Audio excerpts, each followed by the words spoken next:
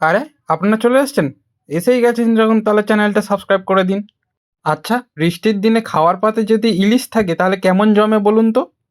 আবার আইটেমটা যদি হয় ইলিশ ভাপা তাহলে তো আর কোনো কথাই নেই। চলুন আজ আপনাদের সাথে ইলিশ ভাপার সিম্পল একটা রেসিপি শেয়ার করছি।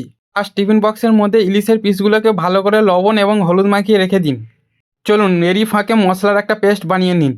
মশলাটা বানাতে লাগবে 2 চামচ কালো সর্ষে, 3 চামচ সাদা সর্ষে, কয়েকটা কাঁচা লঙ্কা আর অল্প কিছু পোস্ত, এগুলোকে বেটে একটা পেস্ট বানিয়ে নিন।